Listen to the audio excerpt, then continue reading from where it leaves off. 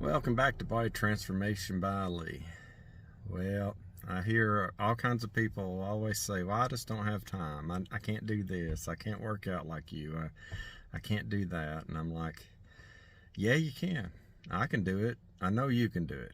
They're like, no, man. You're just doing it. You're doing great. And, I do like people telling me that I'm doing good and I'm looking better than what I was. I've dropped over 100 pounds the past year and a half. But me myself, whenever I look in the mirror or whatever, I'm like, I still see those spots in my stomach that need to go away. They need to get smaller. And I might focus more on the negative, where someone hadn't seen me in 3, 4, 5, 6 months, a year, and they'll see the positive.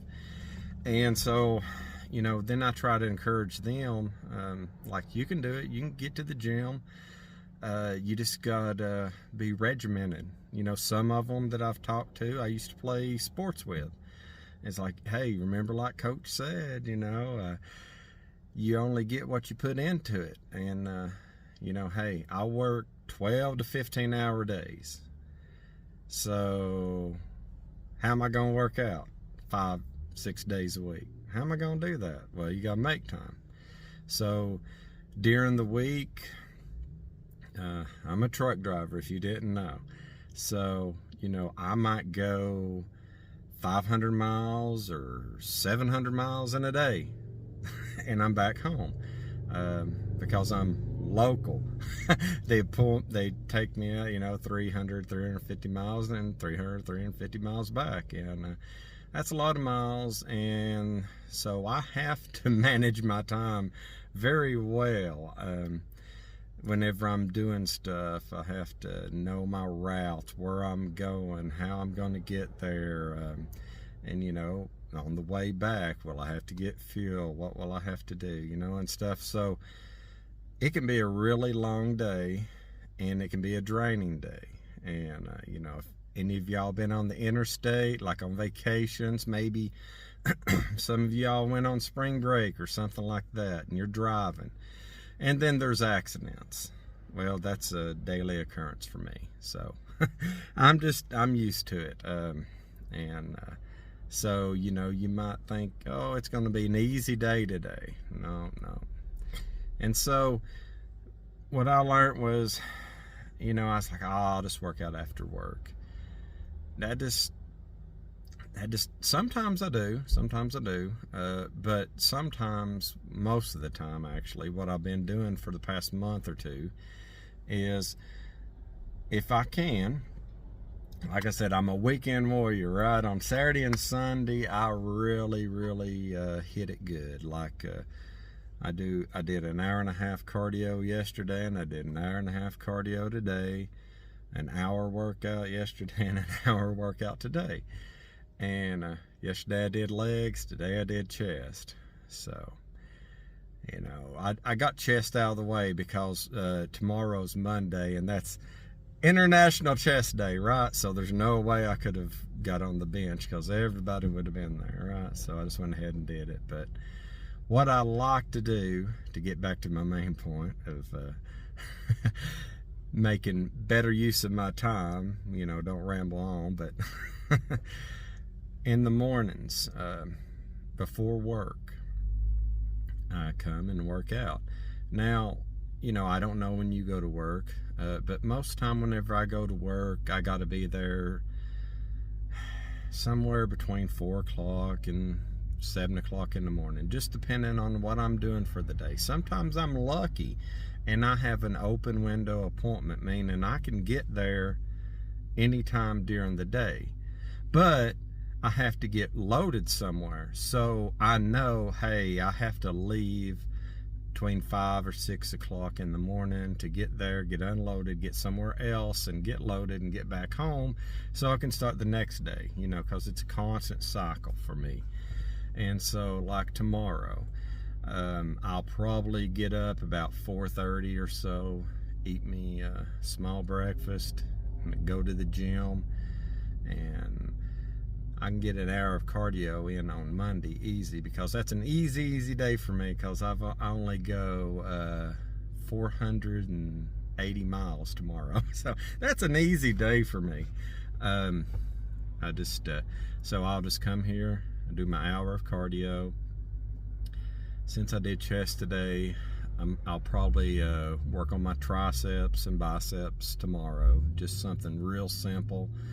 I can do 3 or 4 exercises on each body part, and I can knock that out in 20 minutes probably. So an hour cardio and 20 minutes working out, and I'm done.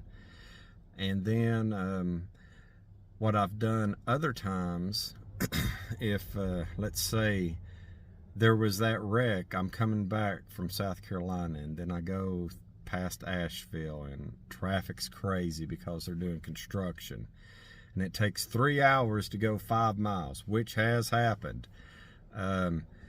You know, that throws me off.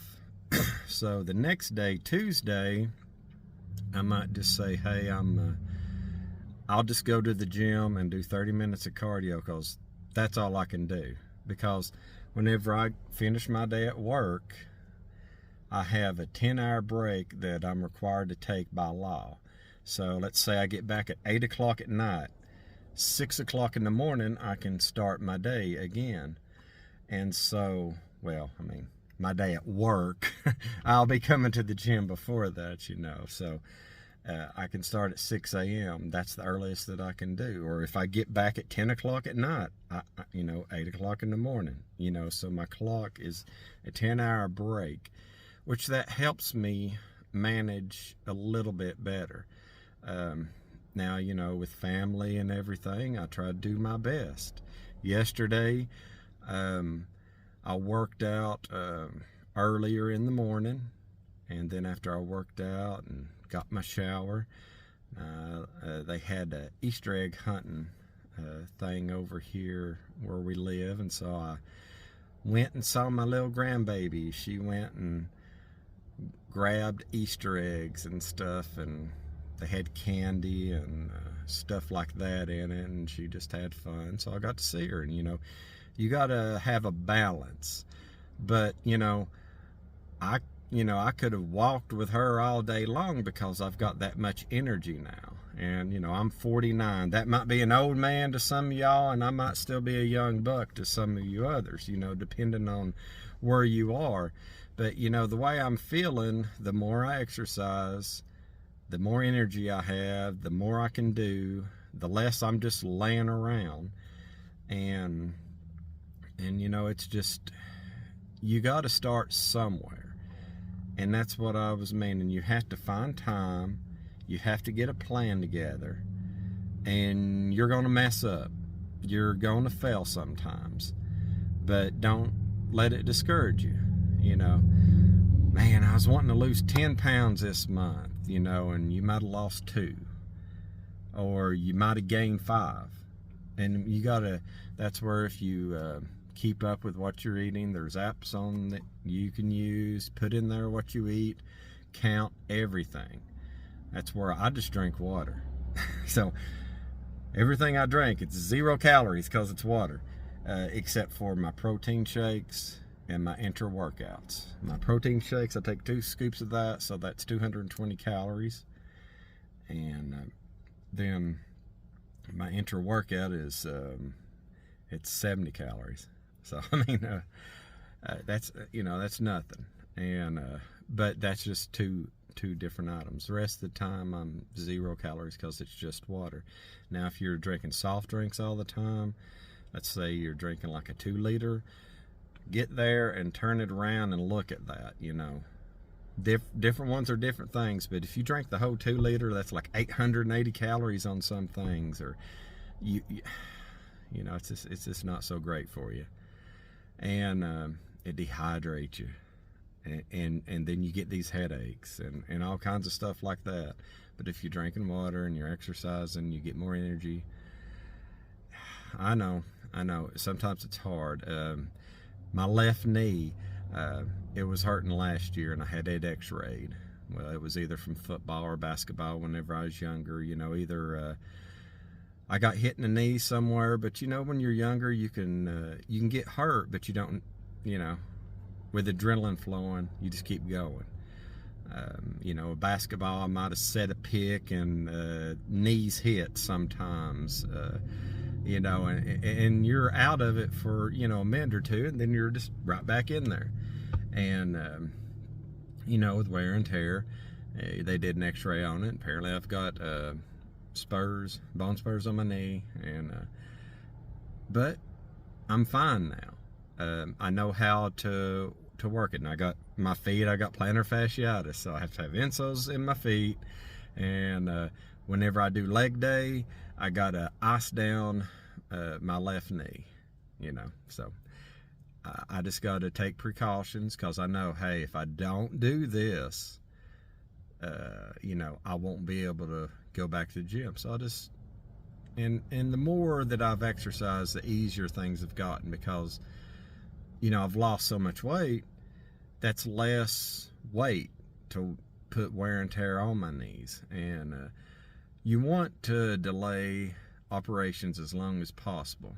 And so they said, oh, you'll probably be okay. Usually we don't do anything till you're in your 60s anyway. And yeah, I got 11 years, so I'm 60.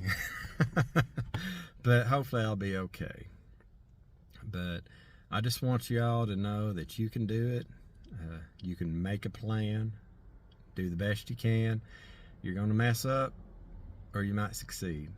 Either way, if you don't make a plan, you won't know if you're gaining ground or losing ground. So don't get so discouraged. That's one thing about coming to the gym, like I said before, and there's old classmates and or people I used to play football with or basketball with, or just people I just, you know, had classes with or grew up with, you know. And it's awesome, because they can help keep you accountable. They'll help keep me accountable. Like, oh, they're watching me. I better not say I'm doing something and don't do it, you know. But they know me. They know if I put my mind to anything, I'm going to do it. And they can too. That's what I keep telling them. You know, they're doing awesome as well. You know, we all got kids. We want to be there for our kids when they go on in life and they have kids, and we want to be there for our grandbabies and do things with them. And I don't know. I don't want to be that old man that can't move around. You know, I want to be able to move, so I can control a few variables, right? I can control eating junk food. I can control eating healthy food. Yeah, if you eat healthy food, you exercise, you drink water, it's not rocket science.